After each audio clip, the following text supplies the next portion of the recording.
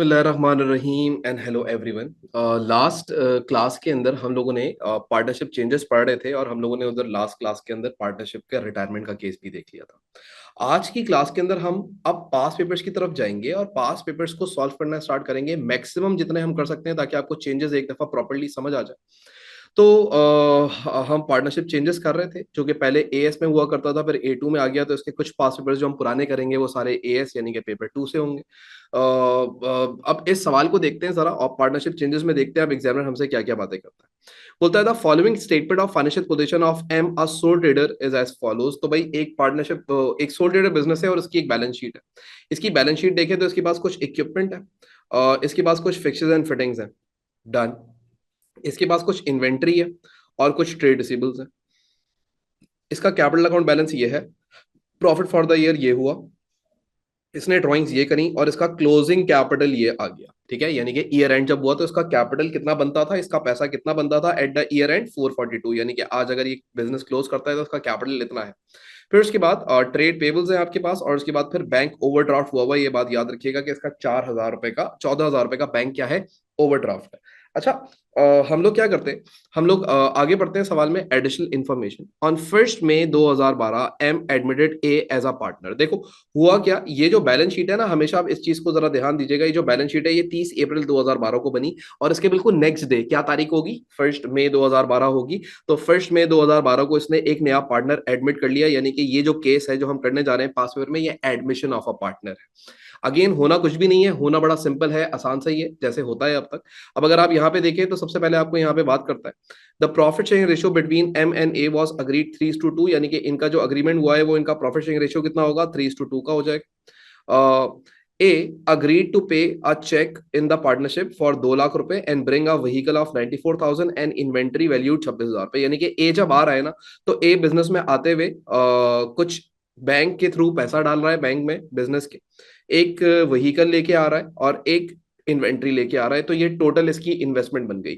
यानी कि अगर आप नोटिस करें तो एंट्री क्या बनेगी, एंट्री बनेगी बैंक डेबिट हो जाएगा 2 लाख से, मोटर व्हीकल क्रेडिट हो जाएगी 94 से, एंड इन्वेंट्री सॉरी क्या बोल रहा हूं मैं, बैंक डेबिट हो जाएगा 2 लाख से, मोटर व्हीकल डेबिट हो जाएगी 2 लाख से, और इन्वेंट्री डेबिट हो जाएगी 26,000 से, और इसका टोटल जो भी बनता है वो इसका कैपिटल बैलेंस बनेगा। यानी कि अगर मैं तुमसे बोलूं कि ये कैपिटल इन्वेस्ट कितना कर रहा है तो तुम बोलोगे sir 2 lakh plus 94,000 plus 26,000। The total investment A जो कर रहा है वो 3,20,000 रुपए की इन्वेस्टमेंट कर रहा है बिजनेस के अंदर, 3,20,000 रुपए की इन्वेस्टमेंट कर रहा है ए जब आ रहा है बिजनेस के अंदर। बोलता है it was agreed that goodwill be value 2 times the average profit earn over past 4 year, goodwill is not to be written in the books. बोल रहा है कि भाई ये जब पार्टनरशिप के वो पार्टनरशिप बिजनेस बनने जा रहा है, एक सोल ट्रेडर बिजनेस मर्ज कर रहा है एक पार्टनरशिप के अंदर, तो सोल ट्रेडर ये बोलता है कि भाई मैं गुडविल को वैल्यू करूंगा किस तरीके से, एवरेज प्रॉफिट निकालूंगा 4 सालों का और उसको 2 times कर दूंगा, यानी मल्टीप्लाई बाय 2 कर दूंगा। यहाँ पे वो आपको बोलता है the following figures were available. अब आप इसकी अगर फिगर्स देखें तो इसने आपको 4 सालों की सेल्स दी हुई है, 1 2 3 4, देखो 4 सालों की सेल्स नजर आ रही है, तो देखो कितना आसान हो गया ये। तो ये 4 सालों की आपकी सेल्स आ गई, और ये बोलता है प्रॉफिट, नेट प्रॉफिट परसेंटेज, यानी कि सेल्स के ऊपर ये कितना प्रॉफिट कमाता है, 6%, 8%, 8% और 10%। तो let's calculate the profit first, तो हम पहले प्रॉफिट को कैलकुलेट कर लेते हैं। अब अगर हम प्रॉफिट को कैलकुलेट करेंगे, लेट्स कैलकुलेट इट, तो प्रॉफिट कितना आ जाएगा, 2 लाख का हम पहले निकालते हैं 6%। ठीक है, तो आ जाए पहले साल का 2009 का प्रॉफिट आ जाएगा, तो 2 लाख का इसका सेल्स हुआ था और इसका 6% इसका प्रॉफिट है, विच मेक्स 12,000 रुपए। तो पहले साल का प्रॉफिट आ गया 12,000 रुपए। दूसरे साल का प्रॉफिट निकालना है, 4 लाख का कितना परसेंट, 8%, तो ये बन जाएगा आपका 32,000 का प्रॉफिट हो गया इस साल। तीसरे साल 5 लाख का 8%, तो तीसरे साल का प्रॉफिट आ जाएगा, ये आ रहा है हमारे पास 40,000। और 8,60,000 रुपए का 10%, वो 8,60,000 रुपए का 10%, 86,000 ये हो जाएगा। तो अगर मैं तुमसे बोलूं कि यार इसका ओवरऑल प्रॉफिट कितना है, तो तुम बोलोगे इसके 4 सालों का जो प्रॉफिट बनता है ना, वो प्रॉफिट बनता है 12,000 plus 32,000 plus 40,000 plus 86,000, which makes total 170,000, यानी कि इसका टोटल प्रॉफिट कितना है, 170,000 है। और इसने क्या बोला हुआ था कि गुडविल कैसे वैल्यू होगी, एवरेज प्रॉफिट निकालेगा पहले तो 4 सालों का, तो 4 सालों का एवरेज प्रॉफिट निकालते हैं हम यहाँ पे। तो ये जो हम क्वेश्चन करने जा रहे हैं ये यहाँ पे पहले मेंशन करते हैं, दिस इज मई 2012, तो यहाँ लिखते हैं मई 2012। एक एक वर्ड, एक एक चीज समझते हुए चलना बेटा। P22 क्वेश्चन नंबर 2, ठीक है, P22 question number 2। And in this question part A के अंदर we are required to calculate, ये देखो यहाँ पे we are required to calculate the goodwill, और अब हम गुडविल ही कैलकुलेट कर रहे हैं। तो पहले तो तुम 4 सालों का प्रॉफिट लिख लो। तो जो तुम्हारे 4 सालों का प्रॉफिट है वो कितना बन रहा है, एक ये पार्ट करने जा रहे हैं, 1,70,000 रुपए का। ये 1,70,000 रुपए का 4 सालों का प्रॉफिट है, तो इसको डिवाइड बाय 4 कर दूंगा तो एवरेज हो जाएगा। तो भाई इसको डिवाइड बाय 4 करते हैं, डिवाइड बाय 4, विच मेक्स 42,500। ये 42,500 जो है ये आपका क्या है, एवरेज प्रॉफिट है। और बोल रहा है गुडविल कैसे निकलेगी, इसको 2 टाइम्स लगा दोगे, तो मल्टीप्लाई बाय 2 कर दो, तो ये आ रहा है 85,000। तो 85,000 की गुडविल वैल्यू करी है इस बिजनेस ने। एंड याद रखें ये जो तरीका था गुडविल का, ये कौन सा तरीका है, सेल्फ क्रिएटेड गुडविल है। तो जाहिर सी बात है इसको आपको बुक्स में रिकॉर्ड करना या रिटेन करना अलाउ भी नहीं होगा। तो आप बस इसको क्रिएट करोगे और फिर राइट ऑफ भी कर दोगे, ठीक है। तो पहले पार्ट में तो इसने बोला गुडविल निकालने, क्लियर। अच्छा, अब जैसे कि ये सेल्फ क्रिएटेड गुडविल है, तो सेल्फ क्रिएटेड गुडविल को IAS 38 मना करता है, ये एक इनहेरेंट गुडविल होती है, और इनहेरेंट गुडविल को कभी भी हम बुक्स में रिटेन नहीं कर सकते। तो हमें इसको हमेशा राइट ऑफ करना पड़ेगा। ये हम लोगों ने गुडविल के स्टार्टिंग के अंदर जब हमने गुडविल पढ़ी थी, वहां पे हमने बड़ी डिटेल में डिस्कशन भी करी थी इसके बारे में, ठीक है। तो ये सेल्फ क्रिएटेड गुडविल है। परचेज गुडविल होती है, आप पैसे देके खरीदोगे, वो आगे के सवालों के अंदर आएगी, और वो इस टॉपिक में आएगी भी नहीं, वो जब हम आपको सेल परचेज पढ़ा रहे होंगे उसके अंदर आ रही होगी। तो अब अगर हम आगे बढ़े सवाल के अंदर और नेक्स्ट पार्ट देखें, तो क्या बोलता है वो, prepare the capital account of M&A। तो आप लोगों ने क्या करना है, इनका कैपिटल अकाउंट बनाते हैं। अच्छा, अब अगर तुम नोटिस करो तो ये जब नया पार्टनर आ रहा था, तो नए पार्टनर के आने के टाइम पे एम ने कोई भी अपने एसेट्स को रीवैल्यू नहीं किया था। तो देयरफॉर आपका कोई रीवैल्यूएशन नहीं हो रही है, आपके पास सिर्फ एक गुडविल आई है। तो हम इस गुडविल को रिकॉर्ड करेंगे अपने अकाउंट के अंदर कैपिटल में, और ये बड़ा सिंपल सा अकाउंट बनेगा। तो हम यहाँ पे पार्ट बी करते हैं और एक कैपिटल अकाउंट बनाते हैं।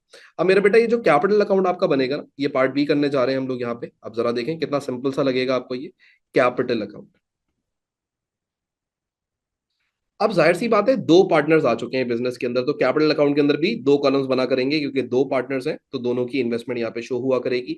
एक एम था और एक फिर ए पार्टनर आ गया था, ऐसे ही था, ठीक है। तो यहाँ पे हम रिकॉर्ड करेंगे, यहाँ पे आपके पास एम था, यहाँ पे ए आ गया, यहाँ पे एम था और यहाँ पे ए और आ गया। अब यहाँ पे हम सबसे पहले लिखेंगे बैलेंस बीडी।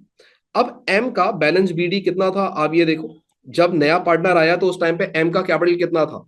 अब आप अगर यहाँ पे देखो तो यहाँ पे इसके कैपिटल बैलेंसेस दिए हुए, लेकिन अब बच्चा क्या गलती करता पेपर में, वो इसका ओपनिंग कैपिटल लिख देता। देखो ये जब नया पार्टनर आया उस टाइम पे इसका इतना कैपिटल नहीं था, बल्कि जब नया पार्टनर आया है उस टाइम पे इसका कैपिटल ये था। तो इसको बोलोगे तुम, ये इसका कैपिटल बैलेंस है 442,000 का। तो यहाँ पे हम सबसे पहले तो ये अकाउंट बनाना स्टार्ट करेंगे और यहाँ पे लिखेंगे इसका बैलेंस बीडी 442,000 का। और इसका कोई कैपिटल बैलेंस नहीं होगा, लेकिन जो नया पार्टनर आया था वो तीन चीजें लेके आया था। एक चीज तो वो लेके आया था बैंक के अंदर पैसा। बैंक में वो पैसा लेके आया था कितने रुपए, अब यहाँ पे देखो तुम लोग आगे सवाल में, 2 लाख रुपए। तो 2 लाख रुपए बैंक में आ जाएगा एक है, ठीक है, बिजनेस में इन्वेस्ट हो गया। एक ये व्हीकल लेके आया था 94,000 की, और एक ये इन्वेंट्री लेके आया था 24 या 26,000 में से कोई एक था। तो ये देखो 94,000 की इसकी ये हो गई, और 26,000 की इसकी इन्वेंट्री हो गई, तो 26,000 रुपए की इन्वेंट्री लेके आ गया। फिर आपने क्या किया, आपने गुडविल को रीवैल्यू करा था, तो गुडविल आप इस अकाउंट में मेंशन करेंगे। गुडविल रीवैल्यू कितने की हुई थी, 85,000 की। और ये सारी गुडविल किसकी है, ये सारी गुडविल एम की है, जिसका एग्जिस्टिंग बिजनेस था।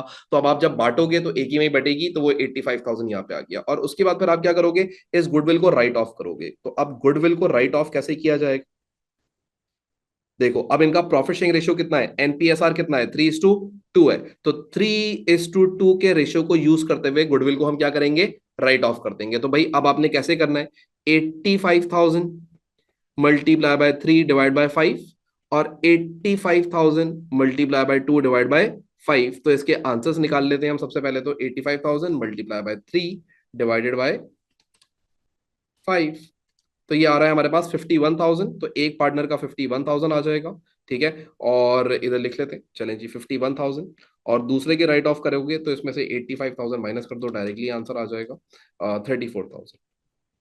ठीक हो गया यहाँ तक। और इस अकाउंट में कुछ भी नहीं आना, यहाँ पे इस अकाउंट को हम क्लोज करेंगे और सीडी बैलेंसेस कैलकुलेट कर लेंगे। तो आ जाए इसके सीडी बैलेंसेस कैलकुलेट कर लेते हैं।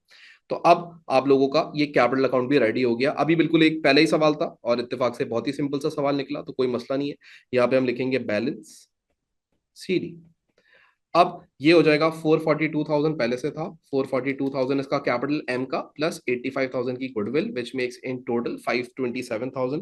तो यहाँ पे आप पहले तो 527,000 मेंशन करेंगे, इधर भी 527,000, और इसमें से माइनस कर देंगे 51,000। तो ये आ रहा है 476,000 का कैपिटल बैलेंस, 476,000 का कैपिटल हो गया इसका बैलेंस बीडी, 476,000, 476 ये है। फिर उसके बाद इसका आप देखें तो ये टोटल इन्वेस्टमेंट कितनी लाया था, 200 प्लस 94 प्लस 26, तो ये लाया था 3,20,000 की इन्वेस्टमेंट।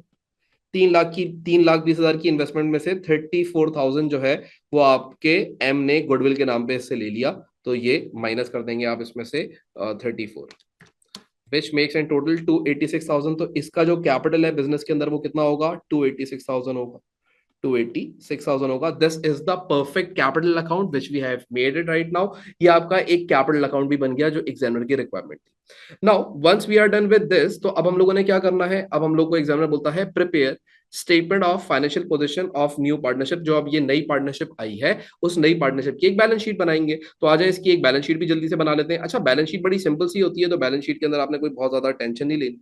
सबसे पहले हम लोग यहाँ पे लिखेंगे स्टेटमेंट ऑफ फाइनेंशियल पोजीशन। अब जो तुम्हारी स्टेटमेंट ऑफ फाइनेंशियल पोजीशन है, अगर तुम इसको नोटिस करो तो यहाँ पे तुम सबसे पहले नॉन करंट एसेट्स मेंशन करोगे। अब ना देखो, दो बिजनेस मर्ज हो गए हैं, एम और ए एक कारोबार बना रहे हैं, तो एम के पास पहले से नॉन करंट एसेट के अंदर क्या पड़ा हुआ था, इक्विपमेंट पड़ा हुआ था, कितने का, 3,32,000 रुपए का। और ए क्या कोई इक्विपमेंट लेके आया, नहीं, इक्विपमेंट सिर्फ एक व्हीकल लेके आया था, तो इक्विपमेंट को इक्विपमेंट ही रहने देंगे, व्हीकल एक अलग चीज होती है। तो 2,32,000 रुपए का पहले तो इक्विपमेंट मेंशन करते हैं, इक्विपमेंट आ गया। अब देखते जाना है इसको किस तरीके से होगा। आपके पास इक्विपमेंट आया 3,32,000 रुपए का, 332,000, 232,000 था ना, 2,32,000 रुपए, ओके, 2,32,000 रुपए का। फिर उसके बाद इसके पास कुछ फिक्सचर्स थे, जो फिक्सचर्स पहले से बिजनेस के अंदर थे वो 1,60,000 के थे, ये नए बिजनेस में ट्रांसफर हो गए, 1,60,000 की वैल्यूएशन पे हुए। अगर रीवैल्यू हो जाते तो रीवैल्यूड अमाउंट के ऊपर ये ट्रांसफर होते हैं नए बिजनेस के अंदर, तो 1,60,000 रुपए के आ गए। फिर उसके बाद एक वहीकल आई थी आपके बिजनेस के अंदर, वो नया पार्टनर लेके आया था, अब वो भी इसी बिजनेस की वहीकल है, तो इसकी बैलेंस शीट में आ जाएगी वहीकल्स 94,000 की, ठीक है। और इसको ऐड कर लेते हैं टोटल, तो ये 2,32,94 और ये बन जाएगा 486,000। फिर उसके बाद हम लिखेंगे करंट एसेट्स की हेडिंग, ठीक है। अब जरा नोटिस कीजिएगा, करंट एसेट्स में क्या क्या आएगा। सबसे पहले तो आप रिकॉर्ड करोगे इन्वेंट्री। अब देखो, इन्वेंट्री कुछ बिजनेस में पहले से भी थी, कुछ इन्वेंट्री बिजनेस में पहले से भी थी, और जो पहले से इन्वेंट्री रखी हुई थी वो 86,000 की थी, है ना। तो यहाँ पे आप लिखो 86,000। और जो नया पार्टनर आया ना, वो भी 26,000 की और इन्वेंट्री लेके आ गया था, तो वो इन्वेंट्री भी बिजनेस में क्या हो जाएगी, ऐड हो जाएगी उसकी बैलेंस शीट के अंदर। तो 86 की पहले से थी, 24 की और हो गई, 1,10,000 रुपए की आपकी इन्वेंट्री बन जाएगी। तो यहाँ पे हम लोग ये 86 और मैंने 24 लिखा हुआ है, 26, 1,12,000 रुपए की इन्वेंट्री हो जाएगी, 1,1,2,000। फिर हमारे पास बैलेंस शीट के अंदर क्या थे, कुछ ट्रेड रिसीबल्स थे 16,000 रुपए के, वो स्ट्रेट अवे ट्रांसफर हो जाएंगे, ये भी रीवैल्यू नहीं हुए, तो ट्रेड रिसीबल्स इतने ही रहेंगे। कितने के हैं ये, 16,000 रुपए के, तो 16,000, ठीक हो गया। फिर उसके बाद आप आगे आ जाए, तो आपके पास इधर बैंक देखो क्या हुआ हुआ है, ओवरड्राफ्ट हुआ हुआ है। लेकिन आपको एक बात पता है, मैं आपको एक बात बताऊं, आपका बैंक जो था, जरा इसको नोटिस कीजिएगा बात को, ये बड़ी इंपॉर्टेंट बात है, ये अक्सर बच्चा पेपर में भूल जाता है। आपके बैंक में पहले पड़े हुए थे ओवरड्राफ्ट यानी कि -14,000, लेकिन आपको पता है ए जब बिजनेस के अंदर एंटर हुआ था तो वो कितना के चेक लेके आया था, 2 लाख रुपए का चेक लेके आया था। तो 2 लाख रुपए तुम्हारे बैंक में क्या हो जाएंगे, ऐड हो जाएंगे, तो 2 लाख पॉजिटिव आ गया और 14,000 नेगेटिव था। तो 200 -14 कर लो, तो आपके बैंक में जो भी पैसे पड़े हुए हैं वो 186,000 पॉजिटिव हो चुका होगा। बच्चा अक्सर इस चीज को मिस कर देता है, जब कोई नया पार्टनर आ रहा है और वो पैसे लेके आ रहा है तो तुम्हारे बिजनेस के बैंक अकाउंट में डलवाएगा वो पैसे। तो ये बिजनेस का बैंक अकाउंट भी आपने रिकॉर्ड कर लिया। पहले ओवरड्राफ्ट था 14,000 का, 2 लाख और आ गए तो ओवरड्राफ्ट उतर गया और आपके बैंक में 186,000 पड़े हुए हैं। सो ये आपके करंट एसेट्स हो गए। तो करंट एसेट्स का टोटल निकाल लेते हैं पहले हम लोग यहाँ पे। तो करंट एसेट हो जाएगा 112 प्लस 16 प्लस 186, तो ये बन रहा है 314,000। तो 314,000 के आपके बन गए करंट एसेट्स। ठीक है, तो ये आपने करंट एसेट्स निकाल लिए 314,000 के। ठीक है, और ये आपके हो गए नॉन करंट एसेट्स। तो अब आप क्या करोगे, यहाँ पे टोटल एसेट्स कैलकुलेट कर लोगे। तो यहाँ लिख लेते हैं टोटल एसेट्स। तो 314 plus 486 which makes in total 800,000। तो 800,000 इनके टोटल एसेट्स बन जाएंगे। तो हाफ वे हो गई हमारी बैलेंस शीट। अब हम आगे बढ़ते हैं और अब हम कैपिटल बैलेंसेस लिखेंगे यहाँ पे और फिर लायबिलिटीज लिखेंगे। तो ये बैलेंस शीट को यहाँ कंटिन्यू करते हैं। ठीक है, यहाँ तक आप लोगों ने साथ साथ चलना है कॉपी करते हुए, और इसके अंदर कोई प्रॉब्लम नहीं होनी चाहिए। आप लोग को ये सारी चीजें क्लियर होनी चाहिए। ठीक है, फिर उसके बाद अब हम कैपिटल बैलेंसेस लिखेंगे। अब कैपिटल बैलेंसेस के अंदर ना कैपिटल अकाउंट, जब दो पार्टनर्स आ गए हैं तो एक एम है और एक ए है, तो दोनों के कैपिटल अकाउंट बैलेंसेस लिखेंगे। वो कैपिटल अकाउंट्स आप ऊपर ऑलरेडी बना चुके हो पार्ट के अंदर, बी पार्ट के अंदर, एंड वो ये रहे आपके कैपिटल अकाउंट के बैलेंसेस 476 एंड 286। ठीक है, तो यहाँ पे हम लिखेंगे 476,000 एंड 286,000। तो 476 ऐड कर लेते हैं, 476 प्लस 286, तो ये आपके पास आ रहा है 762,000। ठीक है, और उसके बाद अब हम लिखेंगे लाइबिलिटीज। इनके पास कोई लॉन्ग टर्म लाइबिलिटी नहीं थी, तो करंट लाइबिलिटीज इनके पास एक है, और वो कितने की है, 38,000 की। तो यहाँ पे हम लिखेंगे करंट लाइबिलिटीज की हेडिंग पहले तो करंट,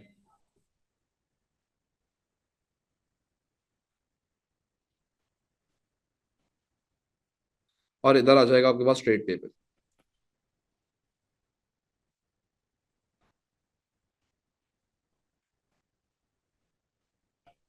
और जो तुम्हारे ट्रेड पेबल्स थे वो कितने के थे, 38,000 के। यहाँ तुम 38,000 इसके अंदर ऐड कर दो। तो अब तुम देखो 672 प्लस 38, तो ये आपके पास टोटल बन रहा है 800,000। तो ये आपके पास क्या आ गया, total equity and liabilities. Total equity and liabilities. और ये आपकी बैलेंस शीट भी बैलेंस हो गई इसी बात पे। अगर आप यहाँ पे नोटिस करो तो ये आपके टोटल एसेट्स थे 8 लाख के, और ये आपका इक्विटी एंड लाइबिलिटीज आ गई 8 लाख रुपए की। तो बैलेंस शीट हमारी पूरी 100% बैलेंस हो गई है। तो उसने एक और पार्ट में आपसे ये भी मांगा, तो ये हर सवाल के अंदर, हर दूसरे सवाल में बैलेंस शीट तक मांगता है। और उसके बाद फिर आगे वो बोलता है कि आप जो है वो 4 फायदे बता दें फॉर्मिंग ऑफ पार्टनरशिप। भाई क्या हो जाएगा, सबसे पहली बात, 4 फायदे लिख लें अपने पास। Number 1, availability of more capital, ज्यादा कैपिटल आ जाएगा। Responsibilities and duties will be shared, losses will be shared. तो ये आप लोगों ने यहाँ पे चीजें मेंशन करनी है। न्यू आइडियाज आ सकते हैं आपके पास, या फिर नए पार्टनर की कोई स्पेशल स्किल्स हो सकती हैं जो आपके बिजनेस को फायदा पहुंचा सकती हैं। तो ये मैंने आपको 5 पॉइंटर्स यहाँ पे ऐसे बताए जो आप यहाँ पे इसको मेंशन कर सकते हैं, और ये आपका पूरा फुल मार्क्स जो है वो कंप्लीट हो जाएंगे। तो we started with this question on from this page. इसमें हमने गुडविल कैलकुलेट करी, देन कैपिटल अकाउंट प्रिपेयर किया, and then statement of financial position बनाई, और बात खत्म हो गई। Done, clear. अच्छा, अब हम एक और क्वेश्चन की तरफ बढ़ रहे हैं, और ये अब हम डायरेक्टली आ गए हैं क्वेश्चन नंबर 12 पे। इससे पहले जितने भी आपकी बुक के अंदर क्वेश्चंस हैं वो सारे के सारे क्वेश्चंस सिमिलर हैं, इसी के जो मैंने आपको क्वेश्चन करवाया। बोलता है C D and E are in partnership sharing profit losses 3:2:1। Their statement of financial position on 30th of November 2015 was as follows. अब यहाँ पे अगर आप देखें तो आपके पास कुछ इनकी बैलेंस शीट है, प्रेमिसेस है, मशीनरी है, और मोटर व्हीकल्स है। ठीक है, फिर उसके बाद इन्वेंट्री है, करंट एसेट में ट्रेड रिसीवेबल्स है, एंड बैंक। ठीक हो गया। उसके बाद इनके करंट अकाउंट के बैलेंसेस गिवन है तीनों के। ठीक है, तो तीनों के करंट, वो कैपिटल अकाउंट, और फिर तीनों के करंट अकाउंट बैलेंसेस भी आपको यहाँ पे गिवन है। ठीक हो गया। और इसके बाद ट्रेड पेबल्स दिए और एक बैलेंस शीट बना के दे दी, यानी कि 3 लोग थे, काम कर रहे थे। 3:2:1 के हिसाब से ये अपने प्रॉफिट को शेयर करते थे, और इनकी बैलेंस शीट कुछ ऐसी दिखती थी। अब क्या हुआ इनके कारोबार में, इनके कारोबार में ये हुआ, addition information number 1, D retired on December 2015। भाई डी रिटायर हो रहा है, तो अब ये जो सवाल है वो किसका केस बन गया? रिटायरमेंट का केस बन गया। इससे पहले वाला जो हमने सवाल करा था वो अगेन किसका था? एडमिशन का था। तो एडमिशन में बंदा आ रहा है, चीजें लेके आ रहा है, रिटायरमेंट में जा रहा है तो चीजें लेके चला जाएगा, बस ऐसे ही काम होना है ना। अच्छा, अब बोलता है colon E continued partnership sharing profit losses in the ratio 2:1, यानी कि अब क्या होने जा रहा है कि भाई अब बाकी के दो लोग पार्टनरशिप कंटिन्यू करेंगे और एक पार्टनर रिटायर हो जाएगा। तो अगर अब तुम नोटिस करो तो ये जो है ये आपके पास 3:2:1 was the old profit sharing ratio and 2:1 is the new profit sharing ratio. Then फिर उसके बाद बोलता है number 2, goodwill was valued at 48,000। अब किसी किसी सवाल में गुडविल किसी तरीके से कैलकुलेट करवा लेगा, किसी में सवाल में गुडविल आपको पहले से दे देगा कि इन्होंने गुडविल वैल्यू करी और वो कितने की आई? 48,000 की। It does not appear in the partnership financial statement, और इसको बैलेंस शीट में नहीं रखनी, इसका मतलब आपको कैपिटल अकाउंट में से इसको राइट ऑफ भी करना पड़ेगा। D took over one of the partnership motor vehicle at a net book value of 8,000। D ने क्या किया? एक मोटर व्हीकल भी घर पे लेके चला गया और उसकी वैल्यू कितनी है? 8,000 रुपए की वैल्यू के ऊपर लेके गया वो। और ये 8,000 रुपए उसके कैपिटल अकाउंट में से डिडक्ट हो जाएंगे। देखो, एक पार्टनर है, उस पार्टनर के बिजनेस में 10 लाख रुपए बनते थे, यानी कि वो जब जा रहा था तो वो बोलता था मेरे 10 लाख रुपए बनते हैं, मुझे 10 लाख रुपए दो। लेकिन उसने बोला एक मिनट रुको, ये एक मोटर व्हीकल खड़ी हुई है, ये 2 लाख रुपए की, ये मुझे दे दो। तो जब तुम उसको 2 लाख रुपए की मोटर व्हीकल दे दोगे ना, तो बाकी 10 लाख नहीं दोगे, बाकी के रिमेनिंग 8 लाख रुपए दे दोगे। तो जब कोई नॉन करंट एसेट पार्टनर लेके जाता है तो उसके कैश में से वो वैल्यू एडजस्ट कर दी जाएगी। वो बड़ा सिंपल है, कोई ऐसा मसला नहीं। आगे आ जाए जरा। अब वो बोलता है कि जब number 4, the partner agreed to revalue some of its remaining assets, तो इन्होंने अपने एसेट्स को रीवैल्यू करा। प्रेमिसेस रीवैल्यू की 1,80,000 हो गई, मोटर व्हीकल 25 हो गई, इन्वेंट्री 52 हो गई और ट्रेड रिसीवेबल्स 46 के हो गए। डी अग्रीड टू रिसीव 50,000 रुपए as a part of the amount owing to him on his retirement. तो अब हुआ क्या कि भाई डी ने ये बोला कि भाई agreed to receive 50,000 as a part of amount owing to him on his retirement, यानी कि डी ने बोला कि मुझे 50,000 रुपए मुझे दे देना जब मैं रिटायर हो रहा हूं, और बाकी जो मेरा पैसा बनता हो, the remaining balance owing to him was remain in the partnership as a loan to be repaid in 2018। और डी ने बोला कि यार 50,000 मुझे दे दो और बाकी का जो मेरा पैसा है ना वो भी एज अ लोन रख लो, मुझे 2018 में वापस दे देना। हमने बोला ठीक है, डन हो गया। सबसे पहले आपको बोलता है रीवैल्यूएशन अकाउंट बना दो। भाई रीवैल्यूएशन अकाउंट बनाना बड़ा सिंपल सा काम है। सबसे पहले हम ईयर देखते हैं, ये हम कौन सा ईयर कर रहे हैं? मई 2016 कर रहे हैं। तो यहाँ पे हम ईयर लिखते हैं पहले तो मेरा बेटा। The question which we are going to solve now is May 2016। हम नया सवाल करें या पुराना सवाल करें, हम वो सवाल करेंगे जो कि जिसमें हर कॉन्सेप्ट क्लियर होता हो। तो ये P22 क्वेश्चन 2 है, P22 question number 2. So let's make a revaluation account first. This is the part A which we are doing. So I'll prepare a revaluation account now. ठीक है, तो यहाँ पे बनाते हैं revaluation account। रीवैल्यूएशन अकाउंट के अंदर सबसे पहले अगर तुम नोटिस करो तो तुम्हारी बैलेंस शीट में प्रेमिसेस कितने की थी? 1,35,000 रुपए की थी, और रीवैल्यू होके कितनी हो गई? 1,80,000 की हो गई। तो 1,35,000 वाली चीज अगर 1,80,000 की हो गई तो वो इंक्रीज हो गई या डिक्रीज हो गई? सर इंक्रीज हो गई। कितने से एसेट इंक्रीज हुआ तुम्हारा? सर 180 माइनस 135, तो ये हो गया 45,000 से तुम्हारा एसेट इंक्रीज। तो इस एसेट को हम क्या करेंगे? 45,000 से इंक्रीज कर देंगे। तो भाई यहाँ पे आओ और यहाँ पे आके इधर 45,000 लिख लो और इसको नाम दे दो प्रेमिसेस। ये आपके पास आ जाएगा। अभी एसेट आपका हो गया है 180,000 का, और पहले ये कितने का था? पहले था 135,000 का, बढ़ गया 45,000 से। आगे आ जाए सर। अगली चीज जो आपके पास अगली चीज है, अगर हम उसको देखें तो जो अगली चीज रीवैल्यू हुई थी वो क्या हुई थी? Motor vehicles. अब अगर तुम मोटर व्हीकल्स को देखो मेरा बेटा, तो वो 25,000 की हो गई। पहले मोटर व्हीकल्स कितने की थी? सर पहले मोटर व्हीकल्स थी आपके पास 36,000 रुपए की, और वो 25,000 की हो गई। तो मोटर व्हीकल्स बढ़ गई या कम हो गई? Sir 36 minus 25 which makes 11,000। तो 11,000 का डी वैल्यू हो गया तुम्हारा एसेट। तो ये 11,000 तुम डेबिट साइड के ऊपर लिखोगे एसेट की, and you will call it motor vehicle. अब यहां पे अगर तुम नोटिस करो ना, तो मशीनरी के ऊपर कोई बात नहीं हुई भी है, मशीनरी के ऊपर कोई भी बात नहीं हुई भी, यानी मशीनरी रिवैल्यू नहीं हुई है तो नहीं हुई। इन्वेंट्री पे आ जाओ तो 52,000 की हो गई इन्वेंट्री। पहले कितने की थी इन्वेंट्री? अगर तुम पहले देखो इन्वेंट्री को, तो पहले थी वो 56,000 की। तो 56,000 वाली चीज 52,000 की हो गई, तो 4,000 रुपए से तुम्हारी इन्वेंट्री की वैल्यू गिर गई। तो 4,000 रुपए से हमें क्या करना चाहिए? इन्वेंट्री को भी डेबिट कर लेना चाहिए। डिक्रीज इन एसेट है ना। ठीक हो गया। फिर उसके बाद आप आगे आ जाओ, तो अगली क्या चीज रीवैल्यू हुई थी? Trade receivables. ट्रेड रिसीवेबल्स कितने के रीवैल्यू हुए? 46,000 के। पहले कितने के थे बैलेंस शीट में? आगे देखो, पहले ट्रेड रिसीवेबल्स थे आपके 48,000 के, तो 48,000 से 46,000 हो गए, तो कितना डिक्रीज हो गया? 2,000 डिक्रीज हो गया। अब आगे अगर आप बात सुने, ये आपका 2,000 का डिक्रीज हो गया। अब हम लोग आगे बढ़ते हैं, तो ये भी हम लोग अपने रिवैल्यूएशन अकाउंट के अंदर रिकॉर्ड कर लेंगे, ट्रेड रिसीवेबल्स।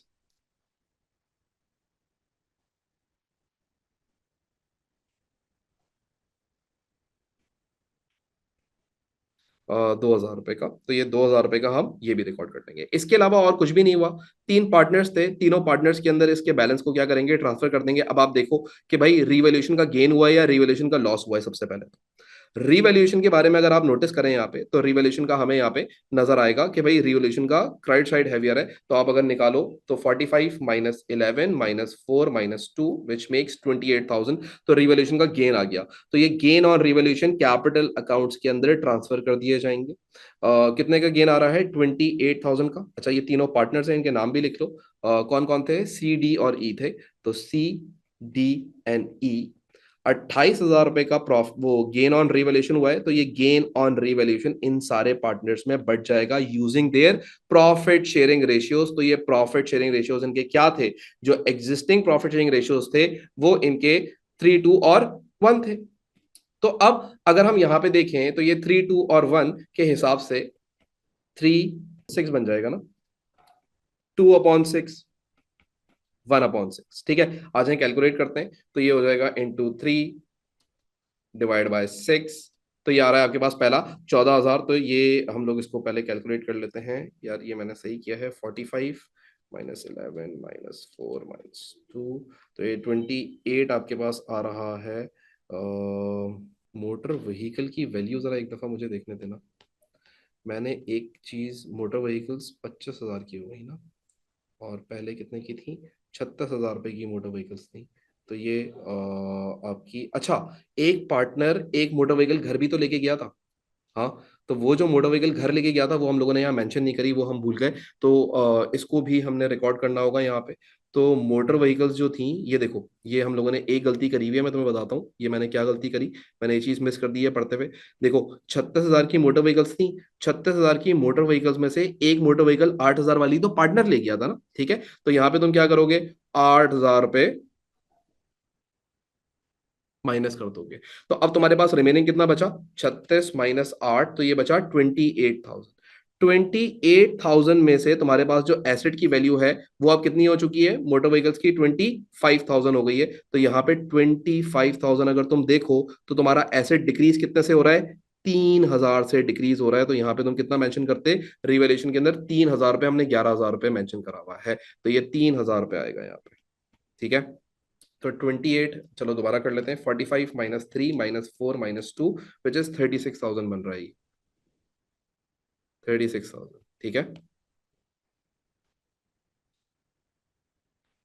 36,000, ठीक है, मल्टीप्लाई बाय 3/6, तो ये आ रहा है आपके पास 18,000। तो पहले पार्टनर को आपने 18,000 दे दिया, दूसरे पार्टनर को 12,000 दे दिया, और तीसरे पार्टनर को कर लें 36 - 18 - 12, तो ये बन गया 6,000। तो तीसरे पार्टनर को रिवैल्यूएशन का गेन हो गया 6,000 का। ये बात याद रखिएगा कि एक पार्टनर मोटर व्हीकल घर लेके चला गया था। तो मोटर व्हीकल्स थी कितने की? यहाँ पे आप नोटिस करें, 36,000 की। तो 36,000 में से 8,000 की वैल्यूएशन वाली घर ले गया, तो बची कितनी? 28,000 की। तो रिमेनिंग व्हीकल्स को रिवैल्यू किया गया था, और रिमेनिंग व्हीकल्स रिवैल्यू के 25,000 की हो गई थी, तो डिक्रीज 3,000 रुपए का आया था।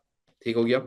अब वंस हम लोगों ने ये काम कर लिया, तो अब वो क्या बोलता है? Additional information to help fund the payment to D on his retirement, E paid additional capital into the partnership account. After this payment had been made, the balance on E's capital account was 65,000। ठीक है जी।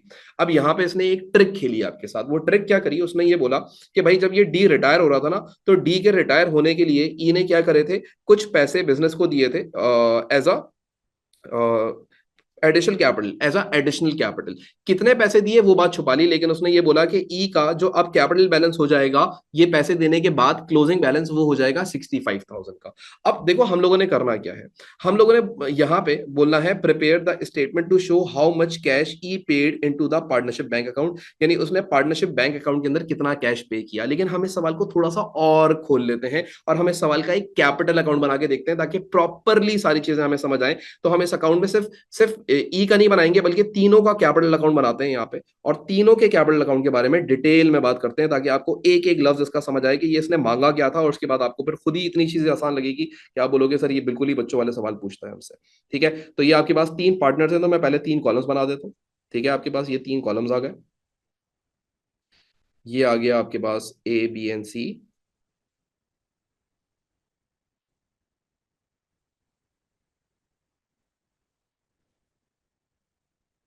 ठीक है जी, यहाँ पे आप लिखेंगे capital account, C D and E थे, तीन पार्टनर्स थे। अब आप जरा नोटिस कीजिएगा, मैं यहाँ पे इतनी डिटेल में क्यों जाके ये बनवा रहा हूँ, हालांकि मांगा नहीं है एग्जाम में, ताकि आपको हर चीज समझ आ सके। सबसे पहले आप यहाँ पे लिखोगे कि इनमें से रिटायर कौन हो रहा है, डी रिटायर हो रहा था, राइट। तो डी को मैं एक सर्कल बना लेता हूँ ताकि डी की रिटायरमेंट भी नजर आती रहे। यहाँ पे हम लिखेंगे बैलेंस बी डी, तो यहाँ पे आ जाएंगे इनके कैपिटल अकाउंट बैलेंसेस। अब अगर तुम नोटिस करो तो इनके कैपिटल कितने थे, 1,20,000, 80,000 और 40,000। ठीक है, तो 1,20,000, 80,000 और 40,000 लिखते हैं, 1,20,000, 80,000, 40,000। जो पार्टनर जा रहा है वो पार्टनर का करंट अकाउंट का बैलेंस भी इधर आ जाएगा। तो करंट अकाउंट बैलेंस अगर आप देखो डी का, सिर्फ डी का, क्योंकि जो जा रहा है उसका सारा पैसा इधर आएगा ना, 16,000 रुपए, तो डी के 16,000 रुपए ये भी बनते थे। इनका करंट अकाउंट यहाँ ट्रांसफर नहीं करेंगे क्योंकि ये रिटायर नहीं हो रहे हैं, ये पैसा लेके नहीं जा रहे हैं, जो लेके जा रहा है उसका सारा पैसा कैपिटल अकाउंट में लाके डाल दिया जाए। अच्छा जी, अब आप लोग ये देखें कि इनको रिवैल्यूएशन का गेन हुआ था। ठीक है, तो हम ये रिवैल्यूएशन की गेन्स रिकॉर्ड करेंगे, तो यहाँ पे लिखते हैं रिवैल्यूएशन। और जो तुम्हारे पास रिवैल्यूएशन है वो 18, 12 और 6 थी, तो यहाँ पे आ जाएगा 18,000, यहाँ आ जाएगा 12,000, यहाँ आ जाएगा 6,000 रुपए। ठीक है। अच्छा, अब इसने एक और चीज आपसे बोली थी कि भाई हमारे पास जो गुडविल थी वो कितनी रिवैल्यू हुई थी, तो गुडविल यहाँ पे रिकॉर्ड करेंगे। अब जो गुडविल है वो सवाल के अंदर डायरेक्टली आपको गिवन थी। गुडविल के अंदर उसने बोला हुआ था गुडविल वाज वैल्यूड एट 48,000, और इनका ओल्ड प्रॉफिट शेयरिंग रेशियो कितना था, old profit sharing ratio was 3:2:1। तो हम लोग यहाँ पे क्या करेंगे, 3:2 और 1 के हिसाब से इसको टोटल कर लेंगे। तो अगर अब आप यहाँ पे देखो तो आपके पास 48,000 की गुडविल है। अब आप देखें यहाँ कैसे करोगे, 48,000 की गुडविल है ना, तो यहाँ देखो मेरा बेटा, 48,000 multiply by 3 divided by 6, right, ऐसे ही करोगे। तो आ जाए कैलकुलेट करते हैं, 48,000 मल्टीप्लाई बाय 3 डिवाइडेड बाय 6, तो ये आ रही है 24,000। तो इसको गुडविल कितनी चली जाएगी, 24,000 की चली जाएगी। फिर 3 के बजाय हम न्यूमिनेटर में चेंज करते हैं और 2 कर देते हैं, तो ये बन जाएगा 16,000। और फिर अब न्यूमिनेटर में हम चेंज करके 1 कर देते हैं, तो ये हो जाएगा 8,000। ये इनको इनकी गुडविल्स मिल गई, ऐसे ही हुआ था। अब अगर आप नोटिस करें ये सारी बातें रिकॉर्ड करने के बाद और क्या क्या हुआ इस अकाउंट के अंदर, इनको और कुछ मिला। देखो डी का कोई लोन शोन था बिजनेस में, तो डी ने कोई लोन नहीं दिया हुआ था बिजनेस में, तो डी का सारा पैसा आपने यहाँ पे लाके रिकॉर्ड कर लिया, रिवैल्यूएशन भी रिकॉर्ड हो गई, सब रिकॉर्ड हो गई। डी ने ये बोला था कि भाई उसको कितना कैश चाहिए, उसको 50,000 का कैश चाहिए। ठीक है, तो डी क्या करेगा, हम उसको बैंक अकाउंट से कितना पे कर देंगे, हम डी को बैंक अकाउंट से 50,000 पे कर देंगे। बाकी का जो रिमेनिंग बैलेंस होगा ना, वो रिमेनिंग बैलेंस बी का हम एज अ लोन अपने पास रख लेंगे। तो अब बी का वो जो डी है आप उसका रिमेनिंग बैलेंस भी निकालेंगे, और फिर हम लोगों ने अभी एक और काम भी करना है, वो भी साथ साथ कर लेते हैं। गुडविल को राइट ऑफ करना है, तो यहाँ करते हैं। ठीक है, अब देखो गुडविल को राइट ऑफ कैसे करोगे, गुडविल को राइट ऑफ करने का तरीका, न्यू प्रॉफिट शेयरिंग रेशियो के हिसाब से गुडविल राइट ऑफ होगी। तो यहाँ लिखते हैं गुडविल। ठीक है, और गुडविल का जो पैसा बन रहा था वो अब नया प्रॉफिट शेयरिंग रेशियो कितना हो गया था इन लोगों का, the new profit sharing ratio was 2:1। तो अब गुडविल 2:1 के हिसाब से एग्जिस्टिंग पार्टनर्स में दे दी जाएगी। तो भाई गुडविल है 48,000 की, 48,000 मल्टीप्लाई बाय 2 डिवाइडेड बाय 3, तो ये आ रहा है 32,000। तो यहाँ आ जाएगी 32,000। इसके पास से कोई राइट ऑफ नहीं होगी क्योंकि ये जा रहा है, तो एनपीएसआर में इसका प्रॉफिट शेयरिंग रेशियो नहीं है। और -48,000 कर लें, तो ये आ जाएगा आपके पास 16,000। तो 16,000 की इसकी गुडविल आ जाएगी। ठीक हो गया। अच्छा, अब इसने ये बोला था कि जो इमरान है, एक तो लोन हम लोगों ने कैलकुलेट करना है कि लोन कितना है, और दूसरा इसने ये बोला था कि जो बैलेंस सीडी निकालोगे ना, उसमें बैलेंस सीडी जब निकलेगा तो बैलेंस सीडी के अंदर इमरान का जो बैलेंस हो जाएगा वो कितना हो जाएगा, वो इसने बोला था 65,000 हो जाएगा। तो यानी कि यहां पे आप लिखोगे 65,000। और इमरान ने अपने बैंक अकाउंट्स से जो इन्वेस्टमेंट करी बिजनेस में वो कितनी करी, वो भी हमें यहां से मालूम हो जाएगी। That is it. तो सबसे पहले तो हम ये निकालते हैं कि भाई इमरान का पैसा कितना बनता है। तो भाई इमरान का यहाँ पे अगर आप देखो तो सीडी बैलेंस कितना है, 65,000। तो आप लिखो 65,000 प्लस 16,000 की गुडविल। ठीक है, तो ये बन रहा है 81,000। तो यहाँ पे हम लोग सबसे पहले तो लिखते हैं 81,000 इमरान का बैलेंस, 81,000 और 81,000। इसमें से आप माइनस कर दो 8,000, इसमें से आप माइनस कर दो 6,000, और इसमें से आप माइनस कर दो 40,000। तो इमरान जो बिजनेस के अंदर पैसे लेके आ रहा है वो कितने पैसे लेके आ रहा है, 27,000 इमरान पैसे लेके आएगा बिजनेस के अंदर। क्या बात बोली थी उसने, to help fund the payment to D on his retirement, E paid an additional capital into the partnership bank account. Partnership के बैंक अकाउंट में उसने पैसे डाले, कितने पैसे डाले, 27,000 रुपए डाले। After the payment had been made the balance on Imran capital was 65,000, और उसका कैपिटल कितना हो गया था पेमेंट करने के बाद, 65,000। तो इसका बैलेंस बीडी ये रहा, रिवैल्यूएशन गेन ये रहा, गुडविल ये रहा, और बैंक में इसने कितने पैसे डाले, इतने पैसे डाले। अब सवाल यह है कि लोन की अमाउंट कितनी बनेगी। तो भाई लोन की अमाउंट आपने यहां से बैलेंस फिगर निकाल लेनी है, डी की क्रेडिट साइड। देखो अब यहाँ क्वेश्चन मार्क है ना, तो ये साइड पहले टोटल कर लो, तो कितनी बन जाएगी, 80,000 प्लस 16,000 प्लस 12,000 प्लस 16,000। तो ये टोटल बन गया आपका 124,000, 124,000। और 124,000 में से आपने उसको पेमेंट कितनी कर दी है, 50,000 आपने उसको दे दिए। तो अब रिमेनिंग कितना बचा, 74,000 बचा। तो ये 74,000 एज अ लोन तुम्हारे बिजनेस में पड़ा रहेगा, किसका, डी का। और उसके अलावा जो सी है उसका टोटल निकाल लो, तो उसका कैपिटल बैलेंस था 120,000 प्लस 16,000 रुपए का रिवैल्यूएशन का गेन हुआ, 24,000 रुपए की गुडविल इसको मिली, और इसके पास से 32,000 रुपए की गुडविल राइट ऑफ कर दी गई। तो 128,000 का इसका सीडी बैलेंस आ जाएगा, 128,000, 128,000, सॉरी कहाँ लिख रहा हूं मैं ये, नीचे 128,000, और इसका सीडी बैलेंस हो जाएगा 65,000। इसका कोई भी बैलेंस नहीं होगा, यहाँ पे आ जाएगा आपका बैलेंस बीडी। ठीक है, इसका टोटल कितना बन रहा था, 120 plus 18 plus 24 which makes 162,000, 162,000 and 162,000 and 124,000। तो अब आपसे एग्जामिनर ने सवाल क्या पूछा था, आप सवाल समझे। एग्जामिनर ने सवाल आपसे ये पूछा था कि prepare a statement to show how much cash Imran paid into the partnership business partnership, यानी कि बिजनेस का जो पार्टनरशिप है उसके अंदर इसने बैंक अकाउंट में कितना पैसा ट्रांसफर किया। तो हमें वो कैपिटल अकाउंट से ही पता लग रहा है कि उसने कितना पैसा ट्रांसफर किया, इतना पैसा ट्रांसफर किया। अब इस बात को हम एक कैपिटल अकाउंट के बजाय एक स्टेटमेंट भी बना के देख सकते हैं। तो अब अगर स्टेटमेंट बनाओ तो स्टेटमेंट कैसे बनेगी, अब जरा सुनिएगा। देखो ये सारी चीजें तुम क्या करोगे, सॉरी कहां गया, ये सारी चीजें जो है इमरान की, वो क्या करोगे, this this this minus this, ये दोनों चीजें माइनस करोगे तो तुम्हारे पास इक्वल्स टू ये आ जाएगा। ऐसे ही होगा ना, और तो कुछ भी नहीं करना। तो भाई तुम्हारे पास जो इसका बीडी बैलेंस था, सबसे पहले तो वो लिखते हैं कैपिटल एट स्टार्ट। तो यहाँ पे हम स्टेटमेंट बनाते हैं। अब हम ये करने जा रहे हैं, एक स्टेटमेंट बना के सेम काम करेंगे, स्टेटमेंट बनाएंगे बस। अब जब हम स्टेटमेंट बनाएंगे तो इस स्टेटमेंट के अंदर सबसे पहले तो इमरान का, ये बात याद रखिएगा, ये सारा किसका काम हो रहा है, इमरान का हो रहा है। तो इमरान का हम सबसे पहले तो लिखेंगे कैपिटल बैलेंस। तो इसका कैपिटल एट स्टार्ट कितना था,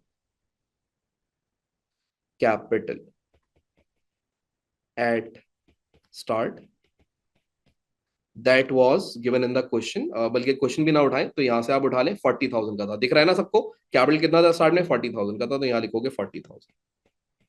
ठीक है, फिर उसके बाद रिवॉल्यूशन का गेन हुआ था, वो कितने का हुआ था इसको, 6,000 का। फिर इसको गुडविल दी गई थी। अब गुडविल को आप नेट भी करके यहाँ पे लिख सकते थे स्टेटमेंट बनाते हुए कि गुडविल इसको दी कितनी गई थी, गुडविल इसको दी गई थी 8,000, और इसके पास से डिडक्ट कितनी हुई थी, 16,000। तो ओवरऑल गुडविल पे क्या इंपैक्ट पड़ा होगा, सर गुडविल पे इंपैक्ट ये पड़ा होगा कि 8,000 की मिली और 16,000 की इसके पास से राइट ऑफ कर ली गई। तो -8,000 का गुडविल का इंपैक्ट पड़ा होगा, तो यहाँ पे तुम -8,000 लिख दो। ठीक है, 8,000 ये आ गया। उसके बाद और क्या हुआ था इमरान के कैपिटल अकाउंट में? गुडविल रिकॉर्ड हो गई, ये रिकॉर्ड हो गया, और इसका बैलेंस शीट यानी कि कैपिटल एट एंड। और कैपिटल एट एंड कितना है? 65,000 है, ये भी आप माइनस कर देंगे। तो हम इसको निकाल के देखते हैं। 40 + 6, 40 + 6 - 8, सॉरी, 40 + 6 - 8 - 65। तो देखो कितना आंसर आ रहा है, 27,000 आ रहा है। तो ये जो 27,000 है, ये क्या है? ये बैंक ट्रांसफर है, या फिर ये इसने कैपिटल इन्वेस्ट किया है बिजनेस के अंदर। तो उसने तो आपसे ये पूछा था, लेकिन हमने और भी डिटेल में बात कर ली कि भाई उसका जो लोन बनता था डी का, वो लोन कितना छोड़ के गया बिजनेस के अंदर। और हमने इधर ये भी बात कर ली इस अकाउंट के अंदर कि इमरान जो पैसे लेके आएगा वो कितने पैसे लेके आएगा? 27,000 रुपए लेके आएगा। ठीक है, तो ये इतनी डिटेल में जाने की जरूरत ये थी कि आपको ये बातें बड़ी सिंपल लगना शुरू हो जाएंगे। हाँ यार, ये ऐसे ही होगा, इसके अलावा इसके अंदर और कुछ भी नहीं होना है।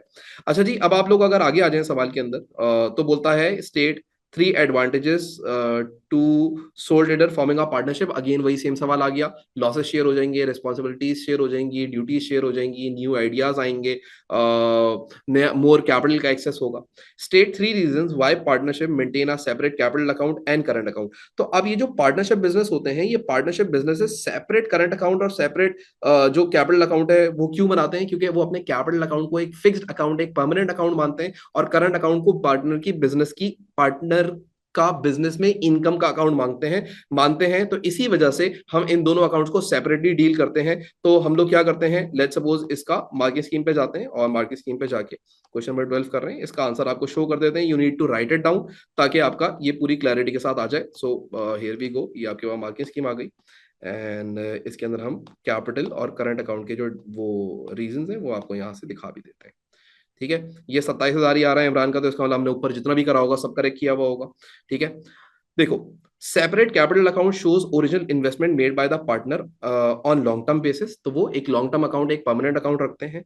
Separate capital account also facilitates the crediting payment of interest on capital account. और हाँ, जो इंटरेस्ट ऑन कैपिटल मिलता है ना, वो interest on capital fix capital account basis पे मिलता है। तो फिक्स अकाउंट को इसलिए भी सेपरेट रखा जाता है ताकि वो इंटरेस्ट ऑन कैपिटल आराम से आप कैलकुलेट कर सकें। करंट अकाउंट शोज इंक्रीज और डिक्रीज, यानी कि change in partners capital due to business operations like drawings, interest on drawing, share of profit, interest on capital, and partnership salaries. Moreover, separate current account roughly specifies a limit up to which the drawings can be made. तो भाई current account इसलिए बनाया जाता है कि वो ये दिखा सके कि पार्टनर की पूरी इनकम कितनी हुई है, यानी कि उसको इंटरेस्ट ऑन कैपिटल कितना मिला, सैलरी कितनी मिली, शेयर ऑफ प्रॉफिट कितना मिला, एंड सब्ट्रैक्ट करते हो आप उसमें से उसके इंटरेस्ट ऑन ड्रॉइंग्स, और उसकी ड्रॉइंग सब्ट्रैक्ट करते हो तो आपको रिमेनिंग बैलेंस पता लगता है कि पार्टनर का बिजनेस में कितना पैसा पड़ा हुआ है। और करंट अकाउंट आपको ये बताता है कि भाई ये इसकी इनकम है, तो इतना ही ये विड्रॉ भी कर सकता है, कहीं ओवर ड्रॉइंग्स ना कर जाए। और कैपिटल अकाउंट को सेपरेट क्यों रखा जाता था? वो इसलिए रखा जाता है ताकि वो एक परमानेंटली एक अलग अकाउंट रहे,